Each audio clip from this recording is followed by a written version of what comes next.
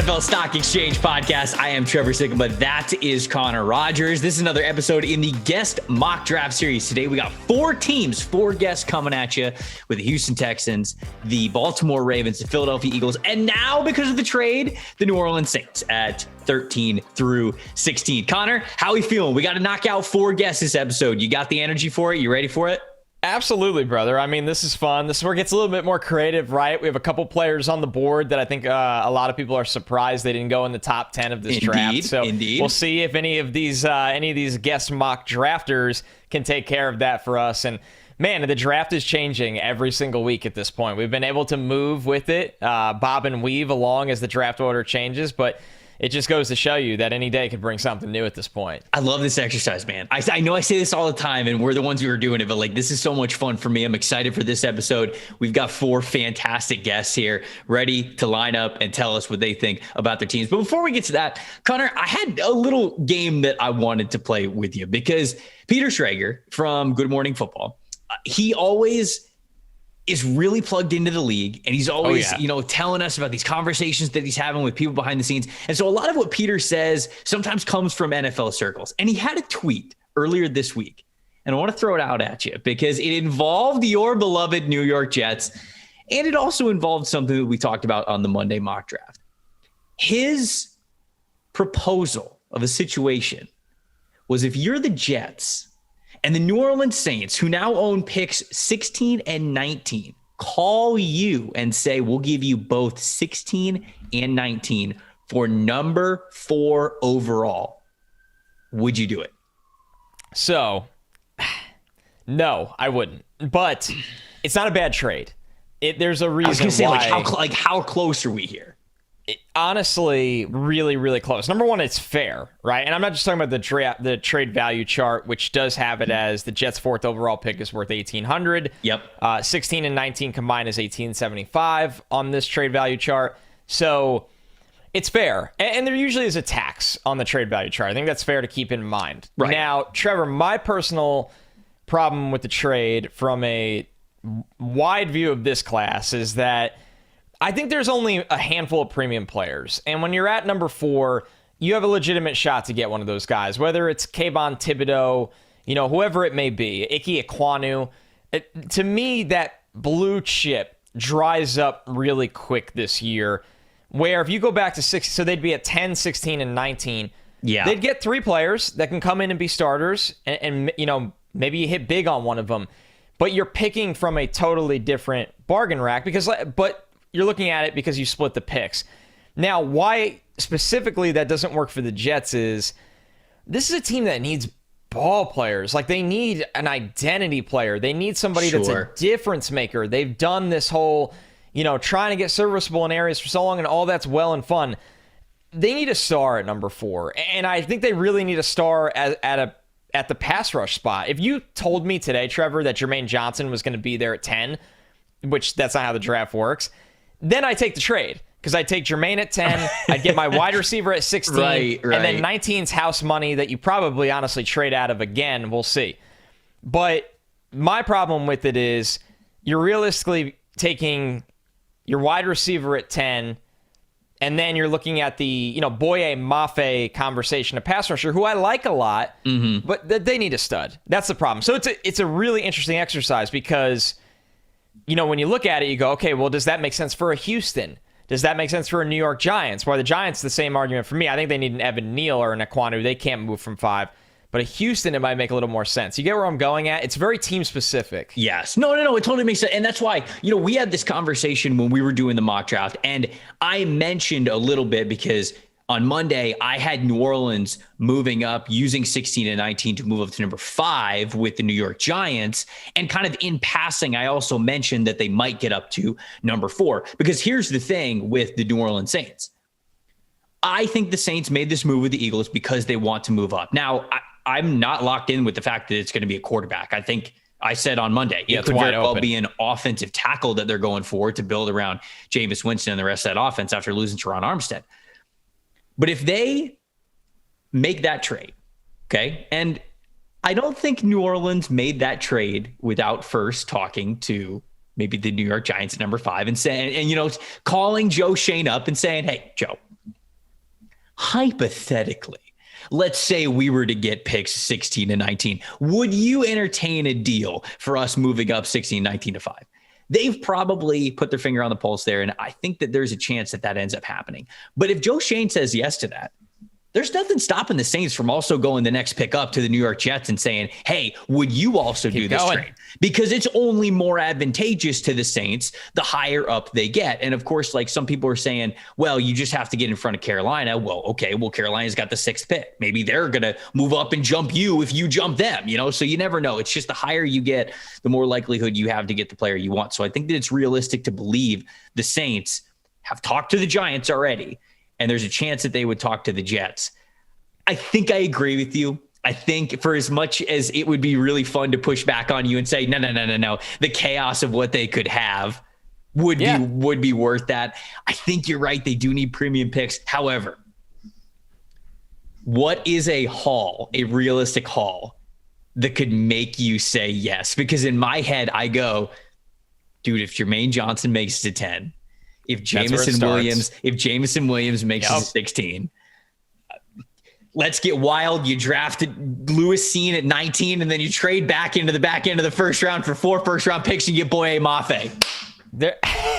There's so much you could do with it, man. Like you said, it really starts with Jermaine at 10, and then you get real interesting, right? It's really wide receiver at 16, where we'll assume Drake London's not there. We'll assume Garrett Wilson's not there. All right, I'll take Jameson Williams or Treylon Burks. No problem. No problem at all. And then once again, 19 becomes house money. I'm of the belief this team needs a linebacker really badly. Like I would take Devin Lloyd there. And I know some people think I'm insane. I'd take Devin Lloyd at 19 and be like, all right, cool. See you on 35. Pick 35. We'll be back on the clock. Great. I would actually package 35 and get back into the first round again. That's what I'm saying. saying. That's what I'm saying. You're 100% right. Man, there's a lot you could do. It's an interesting exercise. It's the challenge of, do you become attached with what you view as a blue chip player early, or do you play, more hands, right, without that big role? I think it's really tough, man. And this isn't just, we had this conversation over the show, not as a Jet specific conversation. It can be had for multiple teams. It's more a draft conversation of, how do you view this class? And there will be teams that they don't view the blue chip like that. Once Hutchinson's gone and Ickey's gone, they're like, we don't view Thibodeaux that way. We don't view Travon Walker that way.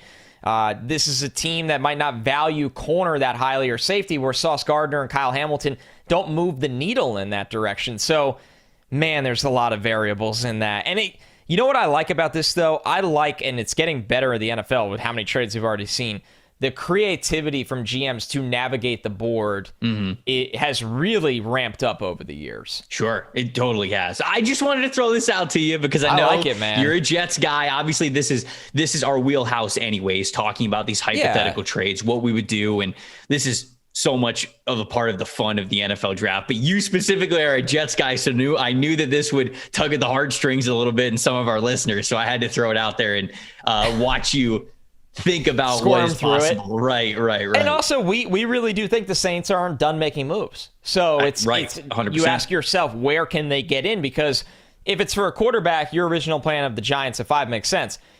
If it's for a tackle, the Giants should not make that trade. They should say, no, we're going to take Evan Neal. We're good. Sorry, guys. Tough luck. Lose more games. Like, that's just how it goes. So they would have to get to more games. They'd have to get to 4 to the New York Jets. They'd have to get to 3 to the Texans. It's, everybody always says, oh, trade up or trade back, like it's a given. It's very difficult to pull off because some teams just don't want to find a dance partner.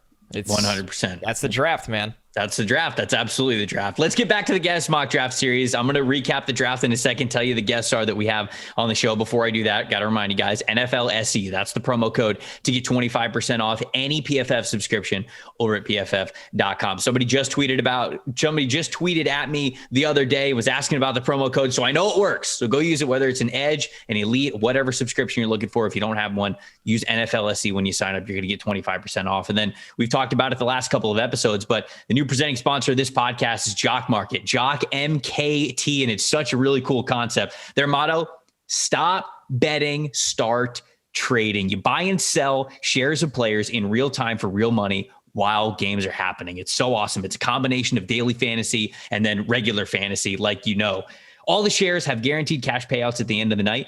If you deposit now with the promo code PFF, they're going to match you 100% on whatever your deposit is, up to $100. Plus, you get a free PFF Edge subscription as well through Jock Market if you go to jockmkt.com/PFS. So check it out. MLB opening day is this week. Masters promo. They're running a Masters promo right now. $2,500 raffle. For each qualifying trade that you make, you get one raffle in to potentially win over $2,000, which be nice little chunk of change for you for finding a new game that you absolutely love, and you maybe get $2,500 for it.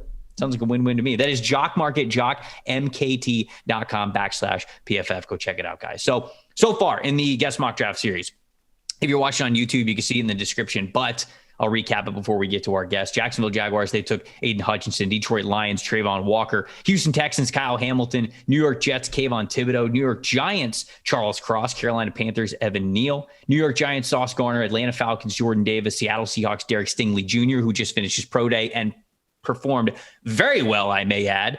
High 4.3s, low 4.4s, jumped 38.5 inches in the vertical, 10.2 in the broad. You love to see it.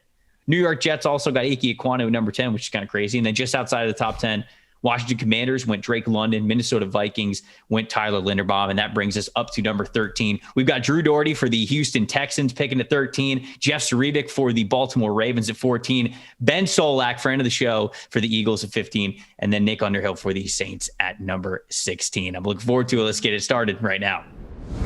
Here we go, up to number 13 overall. And for the second time in this Guest Mock Draft series, we have the Houston Texans on the clock. Joining us to talk about the Houston Texans, reflect on that Kyle Hamilton pick at number 3 a little bit, and tell us a little bit of his perspective on what he thinks the Texans might do here at number 13. We have Drew Dougherty, who works for the Texans themselves. So the man knows the inside of that building better than anybody can. Drew, I appreciate you coming on the podcast, man. Yeah, it's great to be with you. And, we were giggling about it off air, but hey, McClain took the guy I would have taken at 3 too. So I love John's train of thought, and congrats to him on his retirement. I wonder if he's going to still be doing other things though, because that guy is an institution. I'm from the city of Houston. I grew up here in the 80s and early 90s. No woman has or could ever break my heart like the Houston Oilers did back in that 7-year span of the run and shoot.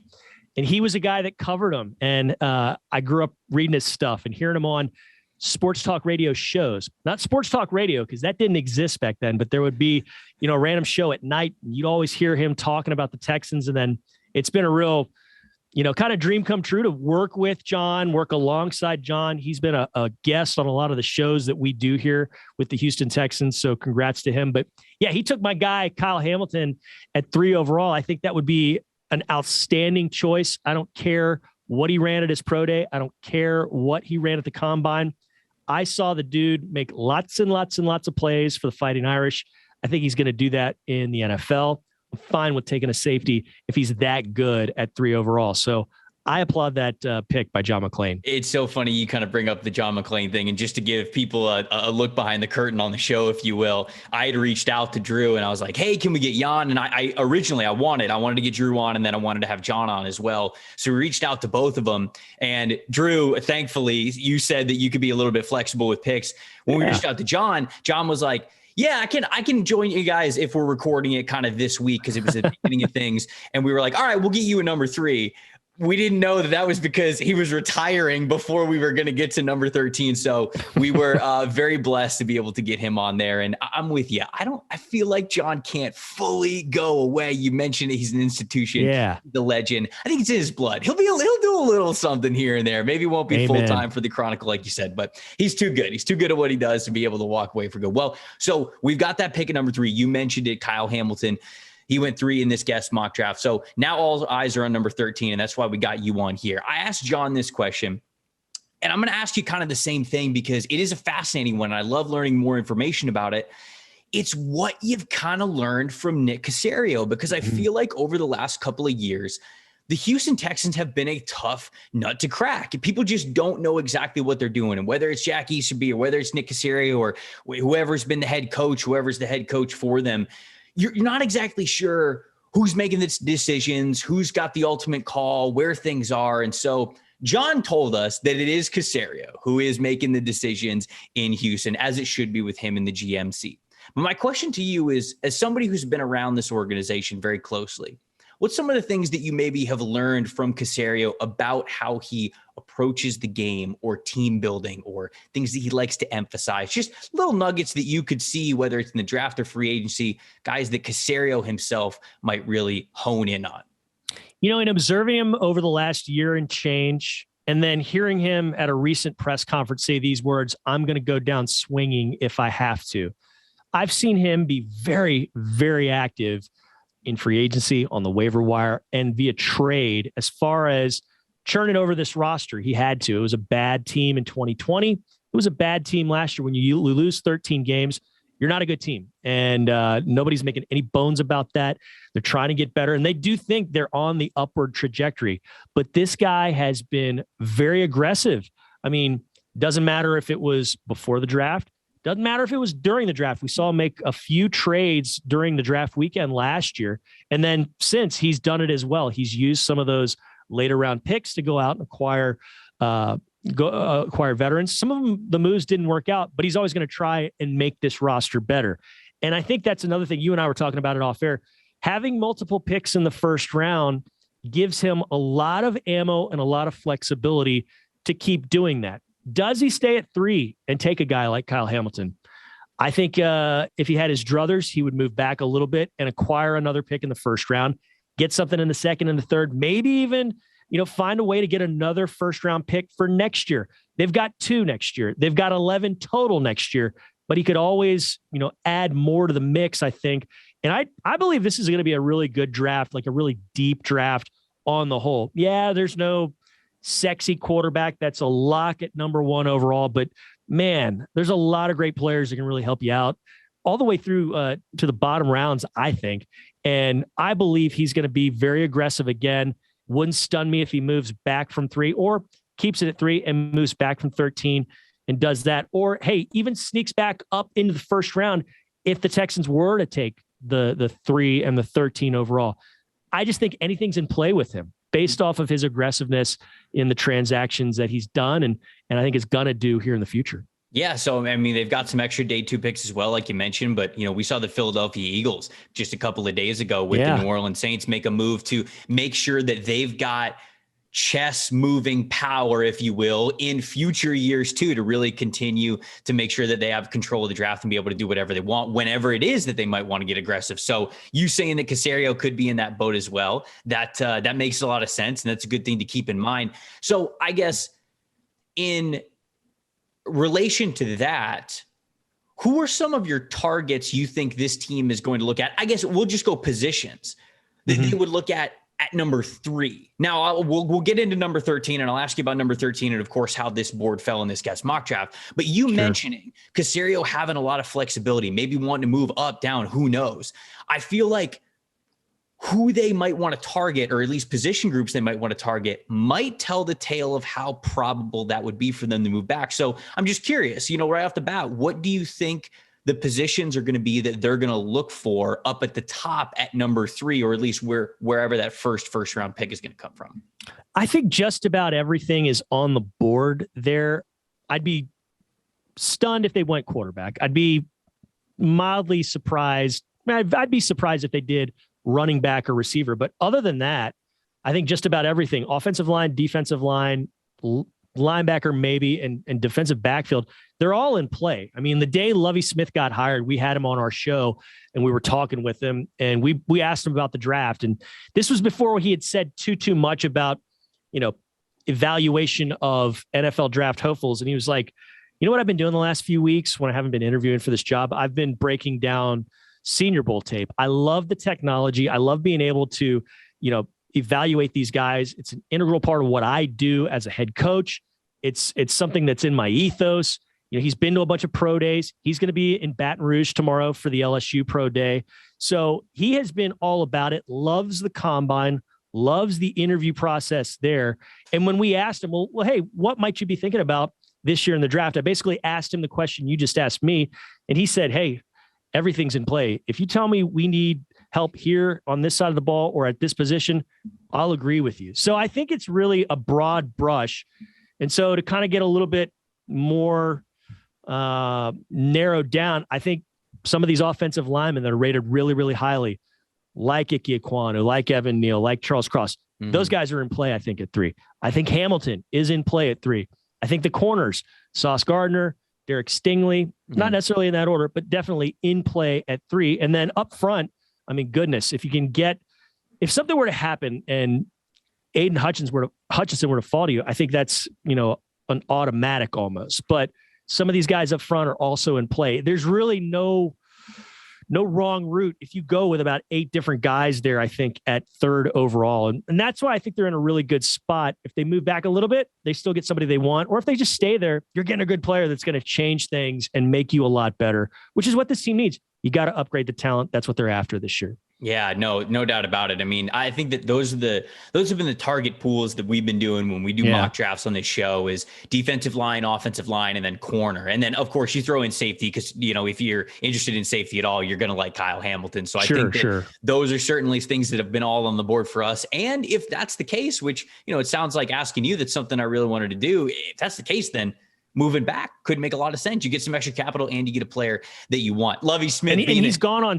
Caserio has gone on record as saying, hey, whether or not we stay at 3 overall is a whole separate discussion. And he made a point to get that out there right after the season ended. So, he planted that seed early on in the process. I am excited then, man. Like there's this is getting me more and more excited for what the possibilities could be with the Texans at number 3, because for example, the Saints just picked up two first-round picks there at 16 and 19. We've heard about them maybe wanting to get aggressive, going to the top 5. Maybe it's Houston they find a home with, which that'd be crazy. Houston would then pick 13, 16, 19. So, man, that would be wild. The possibilities are endless, especially with it sounds like the mindset that Caserio has there.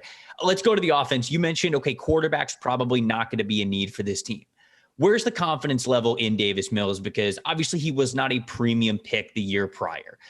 And so he goes into the season, it's a little bit of a whirlwind year, but he's the guy at the end of it. And we go, okay, well, he was just a stopgap kind of a player. But then we looked at this quarterback class and we go, it's okay. It's not world beaters. It's not gotta have them franchise kind of guys. And now it seems like they're very comfortable with Davis Mills. Do you think that confidence comes from how Mills played and conducted himself in the building, or is it more of a reflection on this quarterback class and what they might think of it?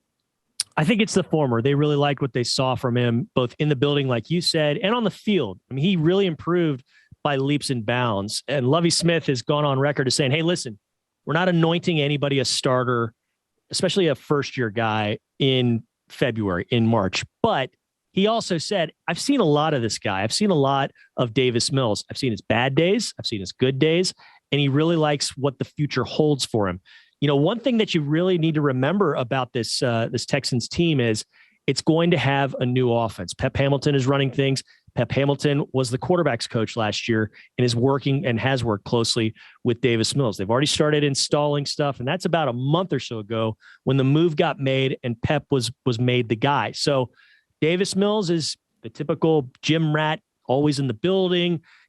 He's working out. We've seen him on Twitter and Instagram over the last few days. He's throwing with some of his receivers. Nico Collins is one of them.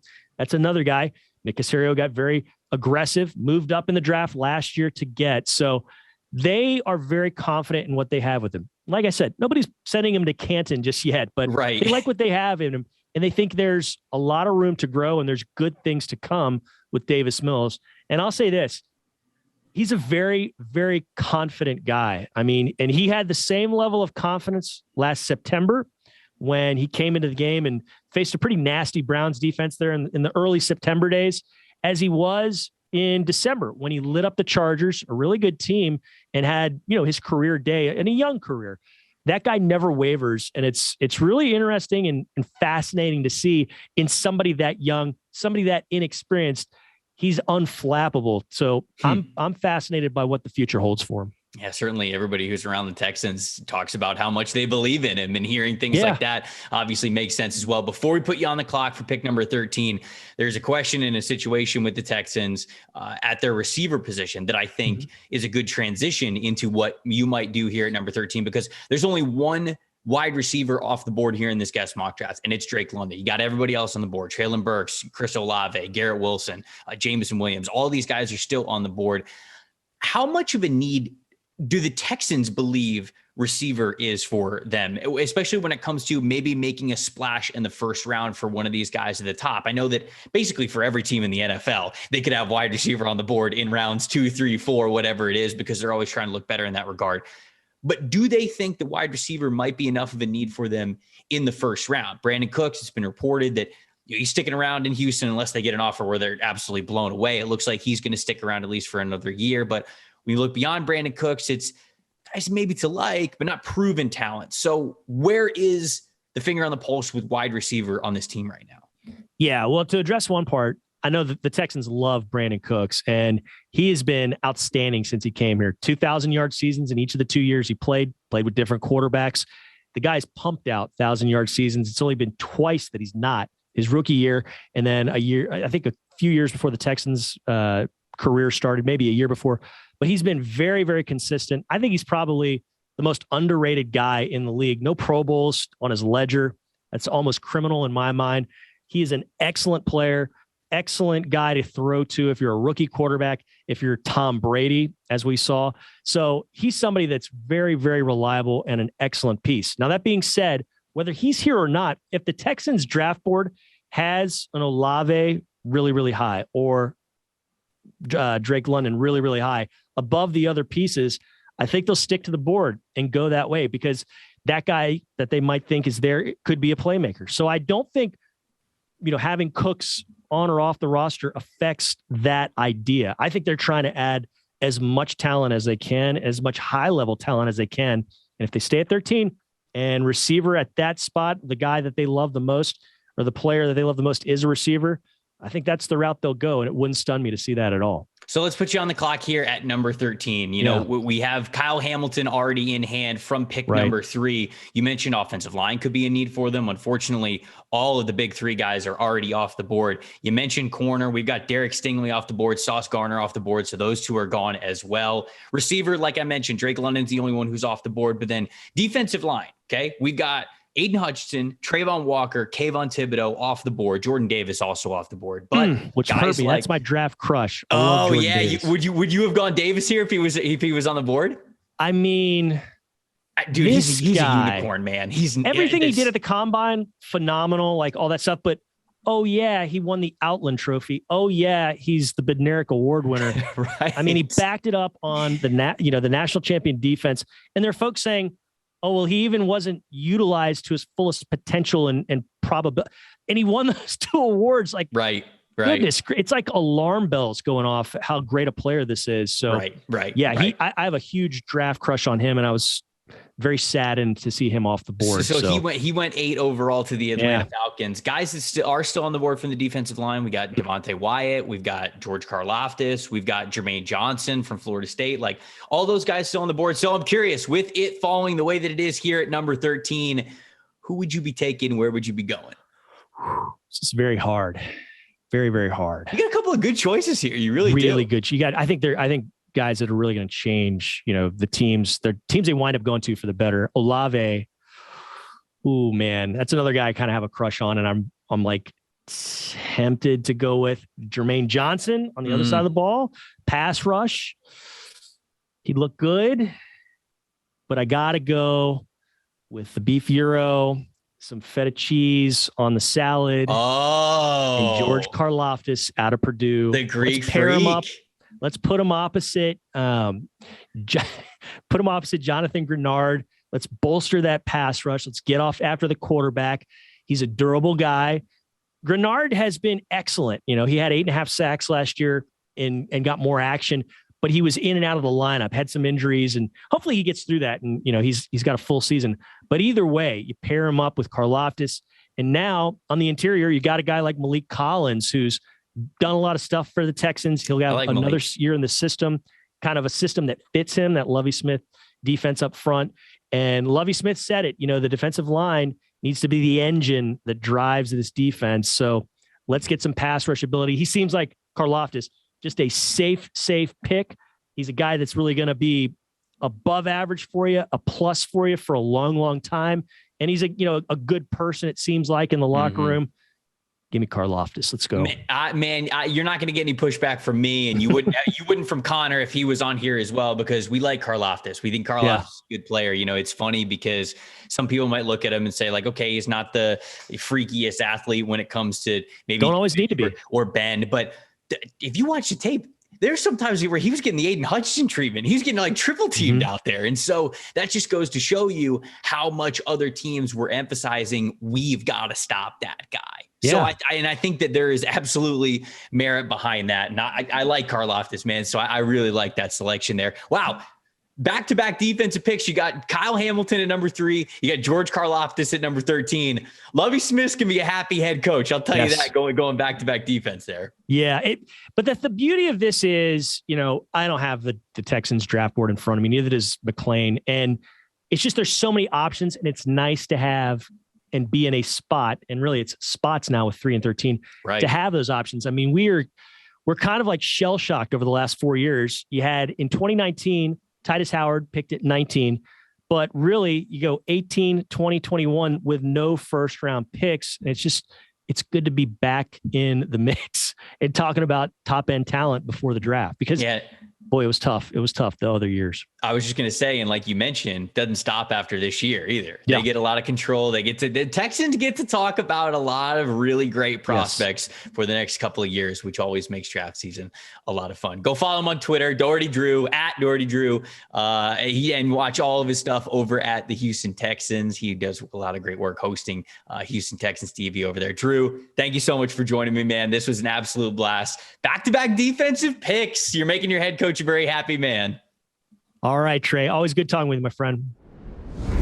Here we go up to number 14 of the guest mock draft series. It is the Baltimore Ravens. And to join us, he is the Ravens guy. Connor and I were talking about it before the show. If you want to know Baltimore Ravens news, you go to Jeff Zrebiec from The Athletic, because he is the guy who is covering that team as well as anybody possibly can. Jeff, thank you so much for joining us here on this podcast. My pleasure, guys. Thanks for the kind words. I appreciate you guys having me. So when you look at the Ravens, obviously, they've got Lamar Jackson. They've got the former MVP. They're one of the most electric teams in the league on paper. Missed out on the playoffs last year. 8-9, just below that 500 mark. And there's a lot of things that go into it. But my question for you, Jeff, is just as somebody who covered that team week in and week out, do the Ravens still believe that they are right there, that they are close to being a team that's going to win that division, being a team that can compete for a Super Bowl? As the AFC has gotten stronger, where do the Ravens believe their place is within all of those really good teams in that conference? Yeah, that's a good question. I mean, the question of the Ravens offseason, and I don't think their decision makers are kidding themselves into believing they don't need to, make more improvements. They don't need to fill more holes, but the kind of the question of their offseason is, how much do you put on injuries last year? Now, they had a historical run of bad injury luck. I mean, you watch all the metrics and you look at all the metrics, and they had it as bad as anyone's had it in years. And they're hopeful all those guys will get back, Ronnie Stanley and Marcus Peters and J.K. Dobbins and Gus Edwards and Nick Boyle. I mean, the list goes on, Justice Hill and how much, though their biggest additions this offseason were always going to be getting those guys back healthy. But how much can you just say, okay, we're getting these guys back healthy. What more do we need to do? I mean, these are additions. So the question is how much they've improved just by getting those guys back and what else they still need to do. I think it's probably somewhere in between. I think they believe they are a contender and they are right there, but I don't think they're kidding themselves here, guys. I think they know what's gone on around them. I think they know there's some deficiencies on their roster right now.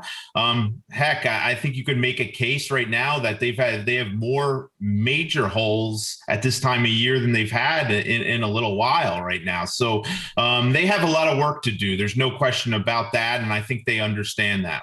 So looking at this defense right now, which like you said, if they can get healthy, that secondary can be really, really good, especially with the addition of Marcus Williams. They obviously go through a coaching change. And with Wink Martindale, we're always told, and we see it, man coverage corners, tons of pressure packages.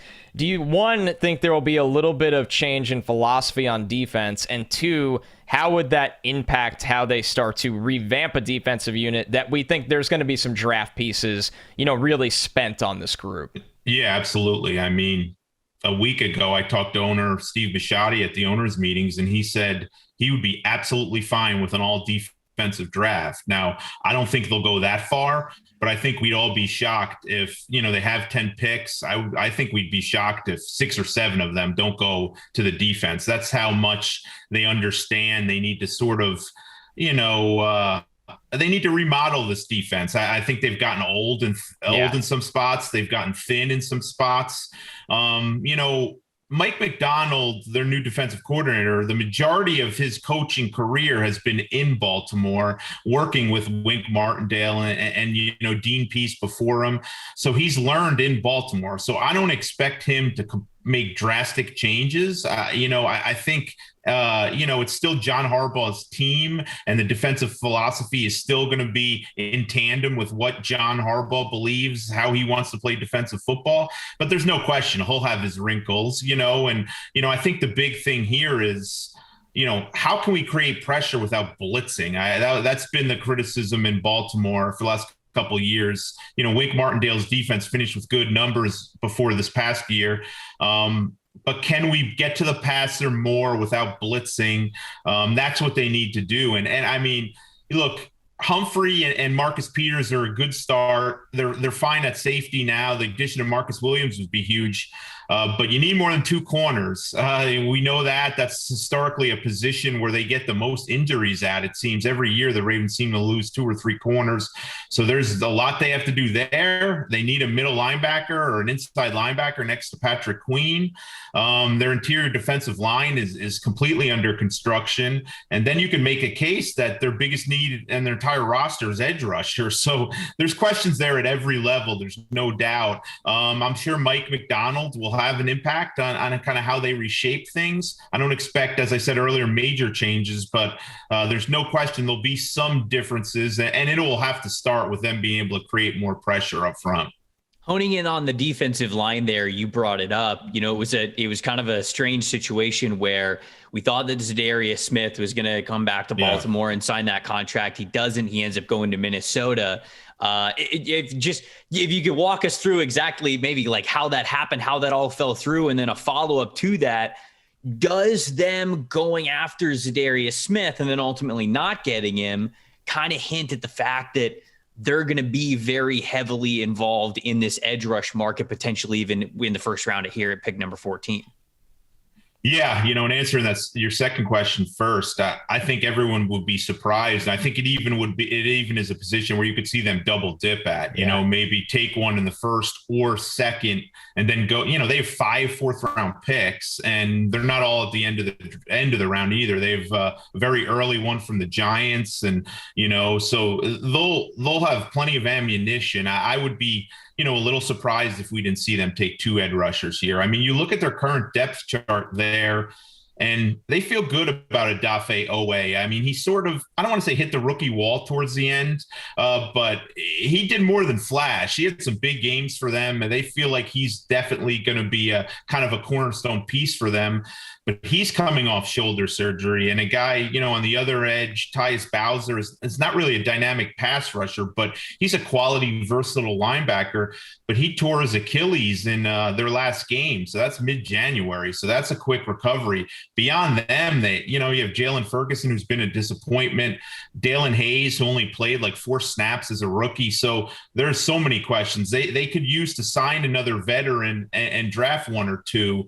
They were hoping Za'Darius Smith would be that guy. They reached an agreement with Za'Darius Smith. The details got out, and I think some people thought it was a pretty weak contract, that he could have gotten more on the open market. I think he heard from many of those people, and he started getting cold feet, so they went back to the Ravens with some adjustments they would like to see in the contract. And the Ravens anteed up a little more money, not a ton more, but were willing to kind of help his concerns a little bit and change the deal around a little bit. And they agreed to that. But then he had cold feet again. He just wasn't feeling it at that point. And at that point, after 2 verbal agreements, the Ravens weren't going to play ball any longer with him. They both sides sort of just agreed to move on.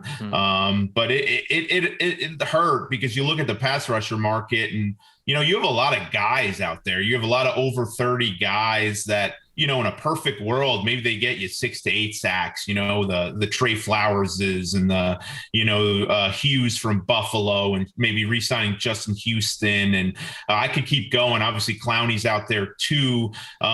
Jason Pierre-Paul. So there's a ton of these guys. But can you just pencil one of those guys in there and say, oh, we've significantly improved our pass rush? How much do those guys have left? So I think they have to look early in the draft. They have to get a guy who's ready to come in week 1 and make an impact at that position.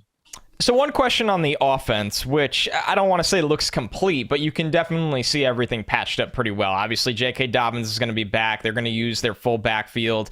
Obviously, we know all about Lamar Jackson and the Mark Andrews connection.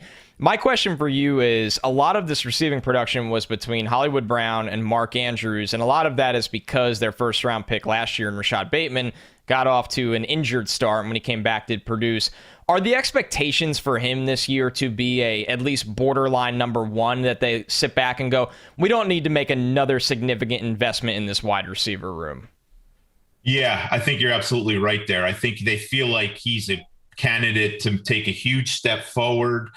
He's been spending the offseason working out with Lamar Jackson, and they've been doing a lot of individual stuff because they just didn't have a whole lot of reps together. Like he had the sports hernia, missed a lot of time in the training camp. He came back and played a little, kind of getting his feet wet. And then, Lamar just didn't practice a whole lot because of illness and injury. So this was a big off season for them. They get to kind of develop a better rapport, and the Ravens are pleased that he's done that. They've kind of taken that process seriously.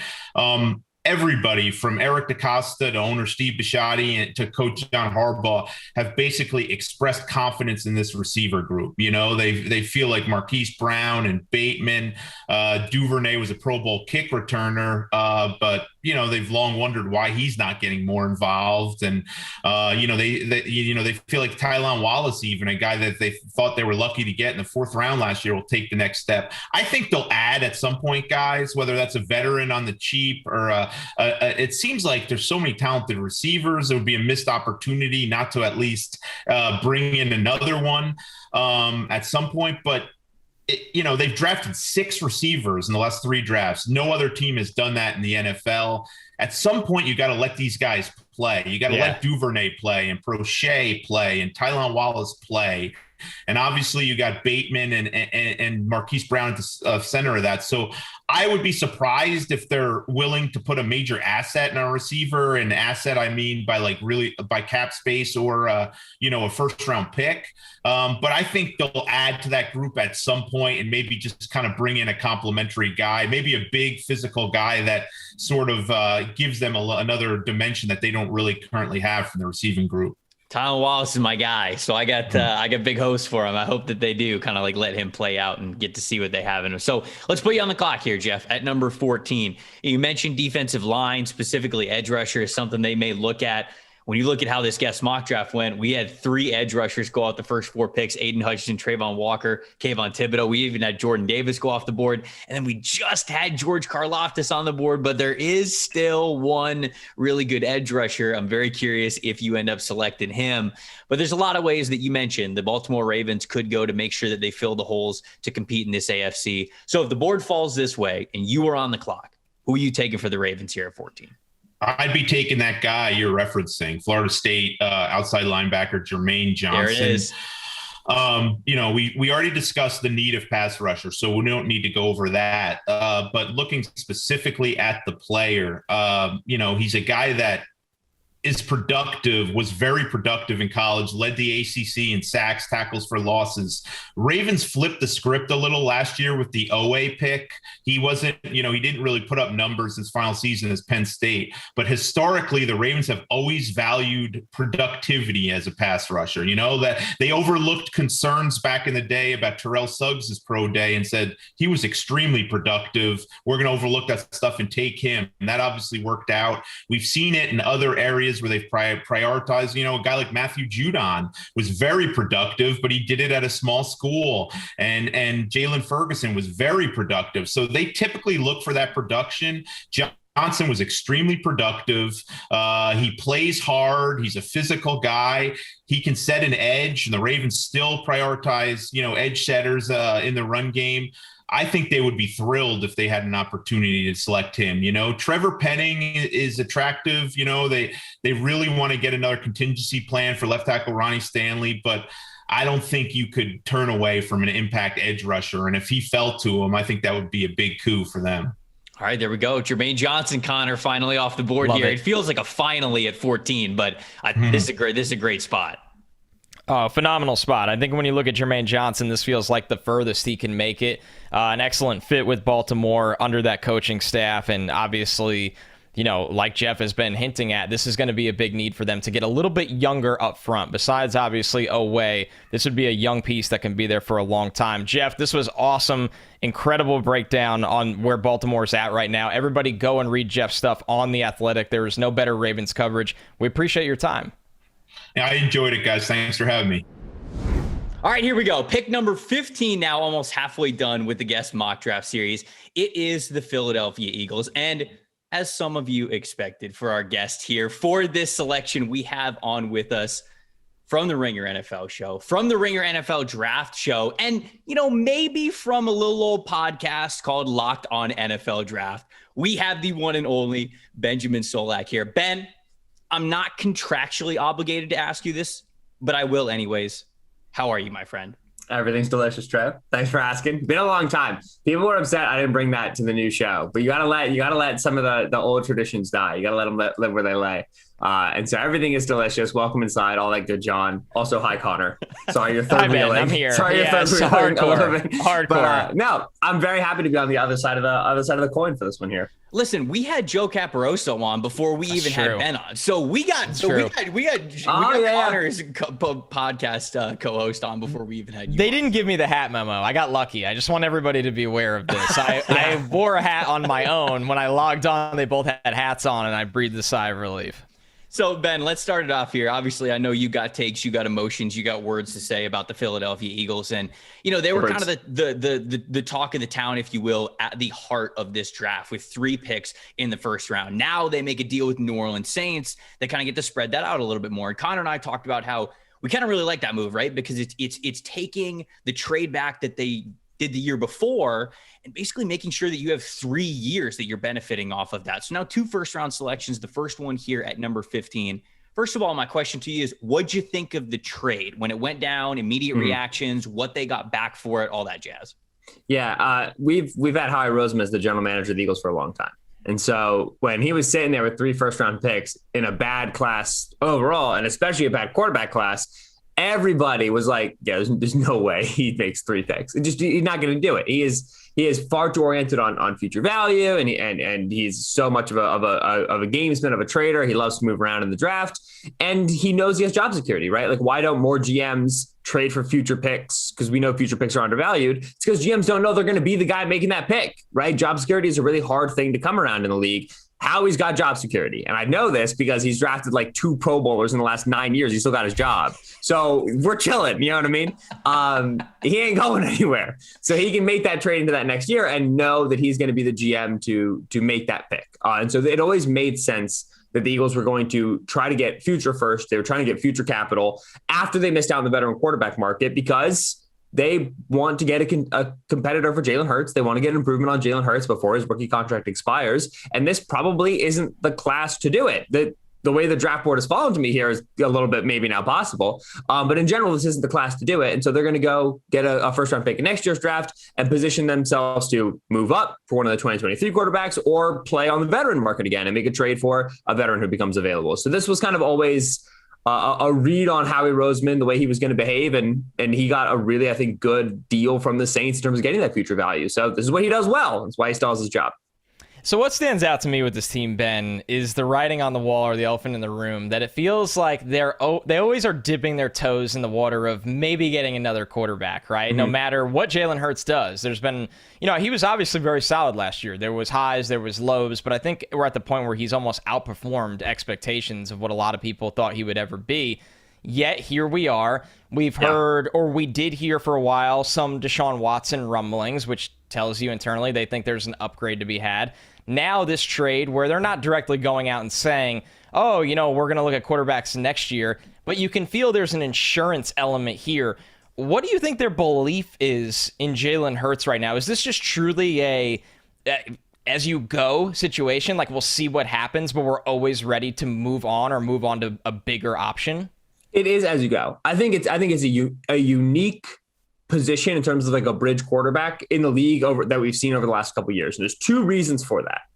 One is because of Philadelphia's investment in the quarterback position, right? Like, nobody thought they were going to invest in quarterback off of Wentz's 2019 season, which wasn't his best year, but they had just given him a huge extension. He had the MVP caliber year in 2017, whatever. Like, they had what was perceived to be at the time a stronger quarterback landscape and still invested in Jalen Hurts at the time with Wentz. So unless the Eagles quarterback is blatantly, obviously the guy, it seems like this team is going to continue to bring in alternatives and is going to continue to push buttons at quarterback too. As Roseman said when they drafted Hurts, we want to be obsessed with the quarterback position. We no team in the league better understands the value of QB2. We traded Kevin Cobb. We traded Sam Bradford. We won a Super Bowl with Nick Foles. We know it matters. So independent of anything Hurts is or does, so long as he's not Tom Brady, the Eagles are going to invest in quarterback because that's what they do. The other reason that this is a unique situation is because Hurts has gotten better in 6 consecutive seasons, which just doesn't happen, right? Hurts' work ethic and his character, right? Which are buzzwords that get thrown around a lot during the draft cycle. But for some select few guys really do mean something. His work ethic and his character have led to this guy. Like, he could not throw the football his freshman year of Alabama. You guys watched it. I watched. He was nowhere near an NFL caliber quarterback. And they didn't want him to, even worse. Right. He got better at throwing the football. He went to Oklahoma. He got to a year with Lincoln Riley, and whatever Lincoln Riley does with his guys is obviously to their benefit. He got to Philadelphia. He improved over the 4 games that he started. He was better in year 2 than he ever was in year 1. You watch Jalen Hurts just year 2 last year and you go, okay, it's like starter caliber, but it's not amazing. You have to run this quarterback run offense, whatever. It's fine. Like, it's a bridge starter level. But if you watch the last 5 years of Jalen Hurts, you go, oh, let's let him keep doing this. If every rep we give him, every starting opportunity we give him, he's going to keep getting better. We can play this leash really, really long. And because he has that wonderful character, because the locker room loves him, and because he's such a job-oriented, me first, I'm responsible sort of guy, you can ride that roller coaster indefinitely, because you're not really going to lose the locker room. They're not going to be like, hey, go get us a real contender. They want to play for this guy. And so Hurts really has set the Eagles up very, very nicely to play quarterback as slowly as they would like to. Make these trades into the future. Wait for the veteran market to come to you. Wait for the real guy. They obviously eventually are going to run out of his rookie contract, but Hurts gives them a very unique landscape in terms of this long, like we always say in the league, you either have the quarterback or you don't. It's right now is you either have the quarterback you don't, or you're the Philadelphia Eagles, and you just kind of get to tread water with this really fun guy who's great to root for and is getting better. So they're in a great situation with him right now.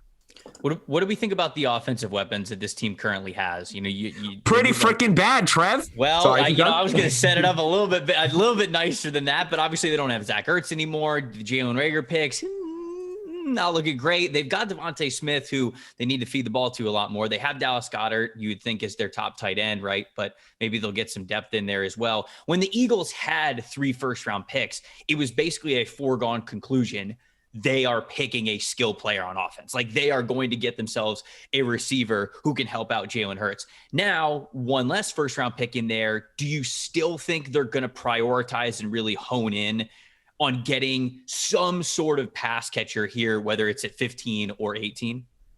All right. Eagles receivers under contract in 2023. So this is next year, not this coming year, next year. Yeah. Devontae Smith, Jalen Reagor, who is unplayable. Quez Watkins, who they're really stoked, like Quez Watkins, baby. Let's freaking go. 6th round pick out of Southern Miss a couple years ago. Okay. And John Hightower. So they got 4 receivers. Okay. So I would argue they have wide receiver 1, wide receiver 4, and wide receiver 5. They think Quez is like wide receiver 3. On a good day. Yeah, it's pretty rough. So that's with J.J. Arcega-Whiteside, Zach Pascal, and Greg Ward, all on expiring contracts. Don't say that name. Don't bring up. It's a rough name. Listen, bring up. The Eagles have drafted a receiver in the first 2 rounds in 3 consecutive years. Arcega-Whiteside in 2019, Jalen Reagor in 2020, Devontae Smith in 2021. It seems like they finally got one right in Devontae Smith. I'm here to tell you, with only 2 first-round picks, I would still say it's the most likely position they draft in round 1. Okay. Because the only positions weaker on this team right now are linebacker, cornerback, and safety. And you want to know what positions Howie Roseman just doesn't give a hoot about? Just linebacker, cornerback, and safety. And it has historically been this way. Corner, a little bit different. But it'll be interesting to see, because this is now, we saw 1 year of this Jonathan Gannon defense, and it simply needs good back 7 players to work, and the Eagles didn't have them. So there's definitely like a power struggle, and not like in like a bad way, but like this defense needs these players. This front office doesn't prioritize these players. What are they going to do early? Sort of a question that we don't really know the answer to. But in terms of what Roseman has historically valued, the weakest position on this team is wide receiver. And so I would expect them to make another round 1 or round 2 pick, and probably round 1 pick at receiver, especially with the way we expect the board to fall, where these guys start going in the teens. That's where the Eagles are. So I would guess they're round 1 receiver again. Are we at the point where you just think that's never going to change? Because when they did have 3 first-round mocks, there was a lot of times I would put a Devin Lloyd, right? Obviously there, even earlier, before he tested. And, his testing doesn't really move him for me, but I know for some people it will. But besides the point, I'd put him with one of those 3 first-round picks. And a lot of Eagles fans were like, I love this. It's long overdue. But then a lot of them understandably are like, it'll just never happen. Do you think this is because haven't they had problems there where you think at some point that it's worthy of an investment? I don't know how many times you can be burned by something and go. It's like, not to bring everything back to the Jets. The Jets haven't had an edge pass rusher since John Abraham. Like last time they had double-digit sacks was Abraham, right? Wilkerson, but that is a blip on the... Yeah, it was kind of like defensive tackle, defensive He's not an edge rusher. Yeah. Yes. So yes, it's the same thing to me where I'm like, this has been a catastrophic issue for you. When are you ever going to change as a franchise at that approach? And it's crazy to me because Howie's just been the guy there. It's not even like there's different regimes in place. So, long, short, like, do you think this will ever change? No. I think if it's going to change, this is the defensive coordinator is going to make it happen. Jonathan Gannon is the Eagles DC. He was under Matt Eberflus when he was the Colts defensive coordinator for the last 3 or 4 years. Before that, he was brought into the league under like Mike Zimmer. He was brought in by Spurrier, but then he attached himself to Zimmer. 2 places that care about linebacker, man. Exactly. And both teams run too high stuff, right? Gannon's trying to run too high stuff. Ask any Eagles fans where the safeties were last year. They're like, I don't know. They were off the screen. Eagles were lining up with like 25 yards of depth with 2 deep safeties. It was a nightmare. If you want to make 2 deep safeties work, you better have a linebacker who can cover, right?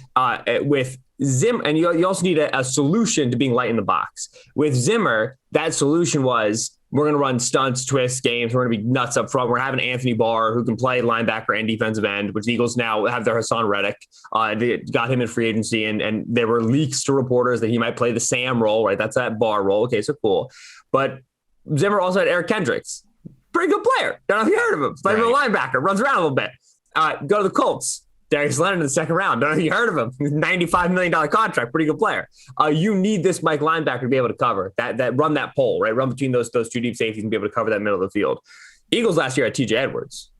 All right. This is a young man from Wisconsin who wears 57. This is not what we need in terms of coverage backers.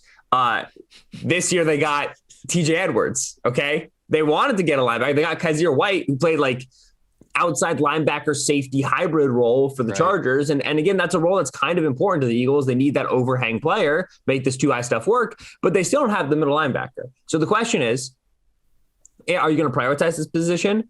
No, you're not going to prioritize it with a first-round pick. A, because Roseman doesn't, and B, because Leonard was a second-round pick. Kendricks was, I think, a second-round pick, I'm pretty sure. Fred Warner was a third-round pick. They're going to go there day 2, and I think they're going to try to snipe their guy. And I think they're going to believe that is an approach that's been tenable across the league. That then becomes a developmental thing. Roseman's going to hopefully draft the guy Gannon likes, and then it becomes Gannon's responsibility to get that dude good quick, which if you're chasing a Darius Leonard or Fred Warner model, you're chasing smoke. But this guy was on staff when Leonard happened, so hopefully he's got something in terms of bringing that guy along. So give me Chad Muma out of Wyoming, right? Yeah, that makes sense. Yeah. I was just about to say that, yeah. Yeah, I would have told you, give me Quay Walker out of Georgia a couple of weeks ago. Apparently Quay's going to go round 1 now, so I don't think they're going to take him. But right, give me your Chad Muma out of Wyoming. Give me your Troy Anderson out of Montana State, right? Just like absolute freakazoid athlete. Put him in the middle and just hopefully have one linebacker who can cover a guy. That's the only way this defense works. So you're hoping that Gannon kind of melts the ice there a little bit, such that they spend a day 2 pick on an athlete. They did this a couple years ago with the kid out of Colorado. Davion Taylor did not work, but they got to go back to the well and get that guy developed, bring him along, and then hopefully have an actual player in the second level. So let's put you on the clock here at number 15. You did a good job breaking down a lot of the things that they might do, and then some things, a lot of things they won't. You don't you think that they won't do. But as you very well know, Ben, this exercise is about letting you be the one in control. So if the board fell this way, who would you be taking for the Philadelphia Eagles, given all the options that they have here? Trevor, sitting real hard on that instead of on what I would do, because what I would do is certainly not what they would do. You told us in the pre-show, by the way, people, because we always try to be as transparent as possible on this show. Connor and I asked Ben what his pick was going to be before the show started, and Ben immediately started a rant about 3 or 4 different guys. No. And we did some of the pod before the pod, which is just a cardinal sin. But Ben was like, okay, I'm going to talk myself into whoever I'm going to select. I don't even know yet. So this is his live reaction. We don't have any of this pre-planned. So there you go, Ben. Mm-hmm. With the board like this, the players that I'm tempted by are one, Malik Willis. I told you the Eagles love the quarterback position. I told you they want improvement upon Jalen Hurts. Malik, to me, is a player that I comp to Jalen Hurts, but the league seems, the ceilings obviously this guy had. The league seems to value him in a first round way. The Eagles bringing in that sort of a project makes a lot of sense, especially because they have Hurts in the building to kind of marry the development a little bit. So he interests me. Garrett Wilson, wide receiver of Ohio State, talked about him. Treylon Burks, wide receiver of Arkansas. I like him more than Wilson. I think they'll like him a lot as well. Devontae Wyatt is the other one, and we didn't really talk about this. He's defensive tackle out of Georgia. The Eagles' starting defensive tackles are Javon Hargrave and Fletcher Cox. Both are only under contract for 2022. Both currently count for, I want to say it's $32 million combined against the cap. Only one's coming back, baby. And they have Milton Williams as a developmental guy, but in general, they do need a defensive tackle. So I can see Wyatt here. I can see one of the receivers.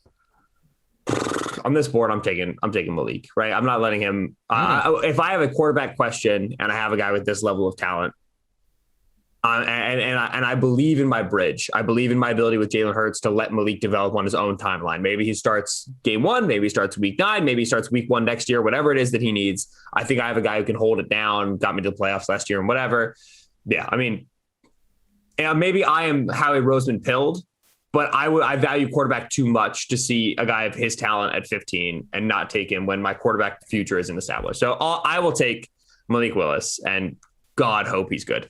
Okay, there we go. Connor, we just talked about this a couple of days ago, wondering when quarterback was going to come off the board in this guest mock draft. It ends up being here at number 15 to the Eagles. What do you think?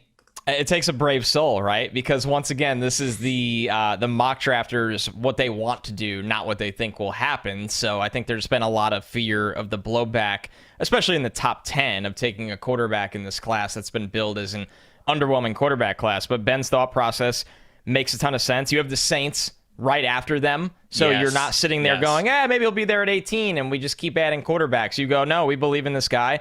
And we're going to have another chance at 18 to maybe get the wide receiver or defensive lineman you want. So that thought process just makes a ton of sense. And I'm glad to see that slide stop because realistically, Malik Willis will not make it outside of the top 15. Right. And my favorite part is I just traded with the Saints. We just traded with the Saints, right? We gave them 16. They probably want a quarterback. I'm here at 15. I should have got 15 from me, baby.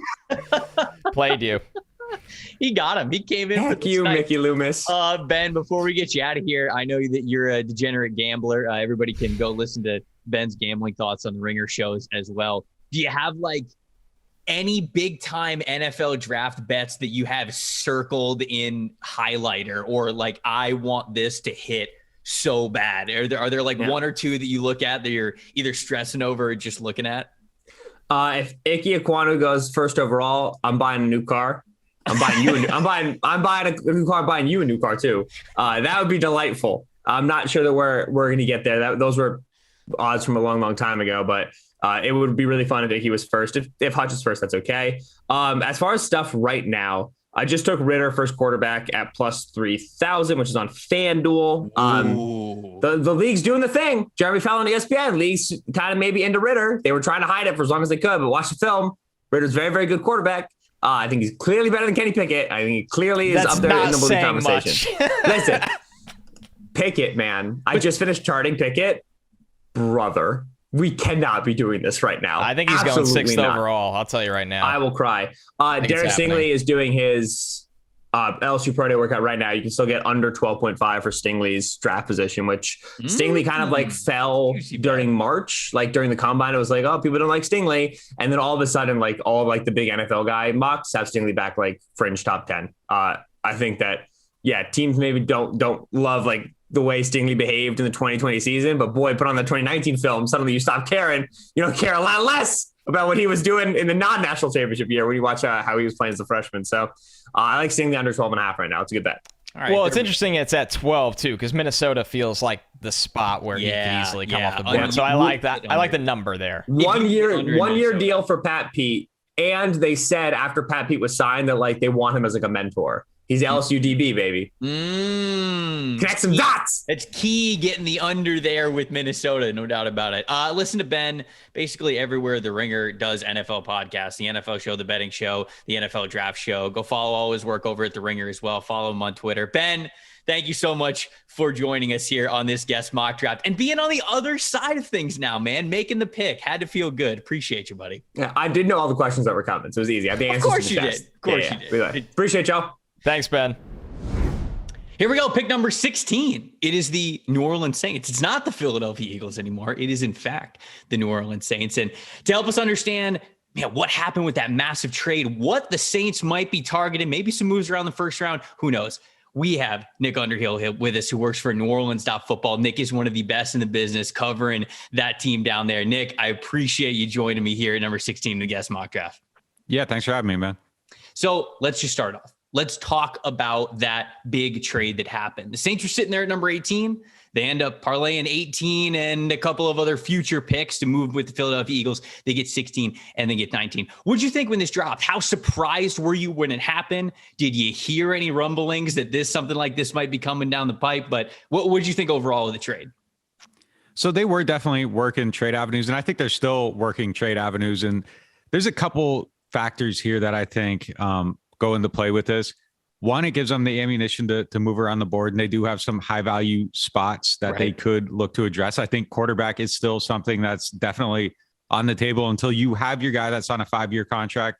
I think they're going to be looking at their options there, and they have been meeting with different guys. They've been doing a lot of homework on the prospects there, even higher up, and then second round options, possibly Sam Howell, somebody that they've met with a few times. They've worked him out. So I think everything's on the table at that position. But if that doesn't happen and they stay put and they just draft where they're at, I think moving their assets up into this year kind of makes sense for where this team's at. My first thought was maybe they paid a little too much for that additional first round pick. But when you have guys like Demario Davis and Cam Jordan that are nearing the end of their careers in that 2017 draft class, all those guys are on their second contracts. It makes sense for them to try to build around the core that they have in place, move the assets up from 23 and 24 to now. And there are 3 big holes on this team: offensive tackle, wide receiver, free safety. They view Marcus May as a strong safety. So they're looking for a free. They now have 3 picks in the top 50. And I think you can address all those needs and still be a good team. They won 9 games last year. Sean Payton is gone. That's something they're going to have to prove they can overcome. But if they get a good core around this team, the players that are in place, get a little better on offense, I think they can very easily, again, be a 9-10 win team, get into the playoffs, and the NFC's kind of trash right now. So if you get in the playoffs, anything can happen. Kind of trash is actually an accurate way to say it. The NFC normally is. And, the Saints for a long time have been one of those teams that were at the very top. Certainly when Drew Brees was there, that was the case. But even when Drew wasn't there, like you mentioned, they were competitive, and they were competitive because of Sean Payton. Mm-hmm. With Payton no longer there, I mean, it sounds silly to ask the question, like, how big of a worry is this? Because he's one of the best coaches in the NFL. So when you lose him, that's awful. But I guess kind of almost the same question as we have with the trade. How surprised were you of this move? Because for me as an outsider, I know for a lot of other people, it was like, whoa, Sean Payton's doing what? Like, you thought, okay, if he was going to retire, if he was close to it, maybe would have rode off into the sunset when Drew Brees left. But the timing seemed crazy for me on the outside. What was it like covering this team and then hearing that news eventually? Was that something that surprised you guys? Or again, did you kind of see it coming? So I absolutely hate more than anything, like when reporters act like, oh, this was coming, or they tweet this was coming to something that happens and you didn't say anything beforehand.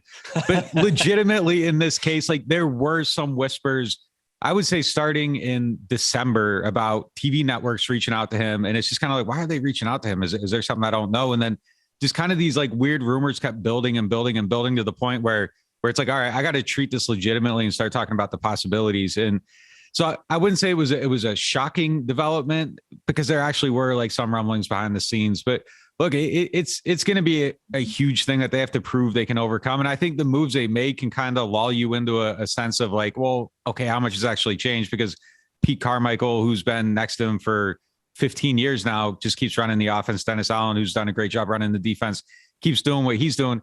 But I mean, I think Sean's nature of just how he called games is being a little bit of a maverick and all that, I think probably was the difference between a couple of wins per season. And you take him out, and now where are they at with that? And then just his leadership, the confidence, all that stuff that they kind of took from him, the team, and kind of played a little bit like in his image with his cockiness and all that.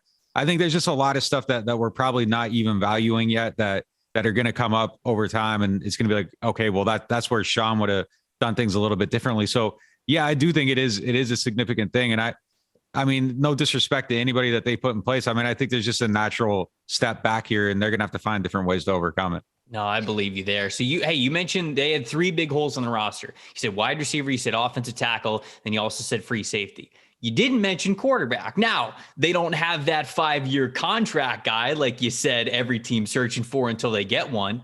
But what's the confidence level with Jameis Winston? Because when a trade like this goes down, they acquire multiple first-round picks. You mentioned the flexibility they might have. A lot of people's minds immediately go to, okay, they're moving up. And if they're paying that much of a price, they're probably going to move up for a quarterback. Do you think that that's in the cards for them in relation to an overarching question? How much confidence do they have in Jameis Winston maybe being their guy? I think there's a level of confidence in Jameis Winston in the sense that he can continue to develop. And I think they like the things he did last year. And he showed he can run an offense without making a ton of mistakes and can be more cautious. Personally, I think he veered a little bit towards over cautiousness at times. And I think in Tampa Bay, and you would probably be able to speak on this much better than me, I think there was more anticipatory throws with him, whereas last year it looked like he was almost waiting for guys to be open before he was letting the ball go, just to eliminate the possibility of mistakes. And he didn't really throw the ball over the middle at all. It was almost too safe. And I think the biggest issue with him was the throws he didn't make. And you go through the film and be like, he should have pulled the trigger here. And I understand all the reasons he did that. I think it was important for him to not make those mistakes. And then also the wide receivers he was playing with, when you're throwing to Kenny Stills and Kevin White, I probably wouldn't be super confident in letting the ball out early either. So I would want to know those guys are open before the ball is going to them. And there was a lot of tip passes last year. So throwing passes over the middle, those get tipped. Those are interceptions there. So there's a lot of things here where I want to see him with better players around him to know what he can actually do. But I think their actions this offseason tell you kind of what they think about him. They went hard after Deshaun Watson. They gave him $14 million per year. Neither one of those things say this is the guy that's going to be our quarterback for the next, 3, 4, 5 years. He's here for a year. If he proves it, they'll pay him more gladly, and they got their guy. And I think there is upside there, but that, he's got to show it at this point, and they aren't committed to him at all. And until you are committed for that level of time, there's going to be some wandering eyes going on. And Jameis hasn't really earned the the blinders that teams put on when they have the right guy. So he's still fighting for that. And I think if they like Kenny Pickett, say, and he's there, I don't think they would hesitate to take a quarterback and bring him in. And look, if Jameis wins the job and they got to pay him, that's a great outcome. You trade Pickett 2 years from now and get the pick back. So I think they're still definitely looking at quarterbacks right now. Yeah, I mean, you kind of talked about his time in Tampa Bay. I saw that firsthand very, very closely. And I think that it's funny that you mentioned him being a little gun shy now, because it feels like that was always the natural progression for him. We watched so many years in a row of him in Tampa where he was simply just too reckless. And, I think whether it was Dirk Cutter at first and then it was Bruce Arians, they kept saying the same thing. Well, you don't want to coach that gunslinger mentality out of him. But then ultimately, of course, it became his demise in Tampa. He goes over to New Orleans. And I think that it was to be expected that there was going to be a lot of those throws that he didn't make that you want to see him make on his tape. Now seems like if there's going to be a time for Jameis, this would kind of be the time, right? I mean, he kind of got his gunslinger recklessness out of the way. Now he had his overcautious period out of the way. If he's going to become that perfect marriage of both, feels like this would be the timing for it. And so it makes sense that New Orleans would invest a little bit into money of him. Speaking of his playmakers, I'm curious what type of receiver you think would be best for the New Orleans Saints? Because I think there's a lot to choose from. And right now, when we read mock drafts, there's some that have the first wide receiver going off the board in the top 10, some like right outside, say with Washington or teams like that. But I think the fact of the matter is, no matter what wide receiver you're looking at in this class, Drake London, Garrett Wilson, Chris Olave, Treylon Burks, Jameson Williams, there's a chance any of those guys could be available for New Orleans. They've all got different shapes and sizes. Which one is perfect for this New Orleans offense? What kind of receiver do you think that they'll go after? Look, I don't want to give the cop-out answer here, but the one that I feel like they should go after is the available one, because it's that wide open. Just get anybody at this point. They got Michael Thomas coming back, and then after that, it's Marquez Callaway, Traquan Smith, Deontay Harris has played well, but I don't think he's the right type of player that you kind of say, okay, he's in here all the time. He's kind of a specialty type of player. So I think they can make use of anything. I kind of like Garrett Wilson for them a little bit out of those guys, just because I saw him do a lot on play action. I think they need to use Jameis a lot more on play action. That was one of the most confusing things about how Sean Payton used him last year. I felt like he didn't capitalize on that enough. And over the years, we saw Jameis be one of the better play action quarterbacks in the league. So I think they need to set some more of that stuff up. So I think some of the stuff that Wilson does would fit really well, get him the ball in space. You can get some safe throws out there. And I feel like they could find a lot of ways to make use of him, but really any one of these guys. I like Burks. The problem with him is I kind of feel like it's a little bit like you kind of got that covered with Mike Thomas. So if you're trying to maybe do some different things, I think you can get a different type of receiver. But yeah, I think any of them, they just need talent at that position. And the way they kind of approached it last year was almost borderline malpractice a little bit, which is how bad they let that get.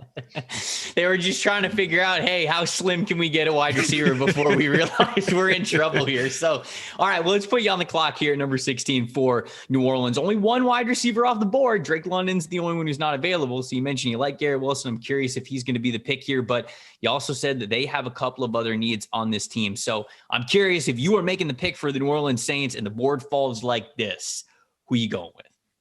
I think the Saints would be thrilled if the board fell like this, because you have three receivers, and I think you're fine with any of the three.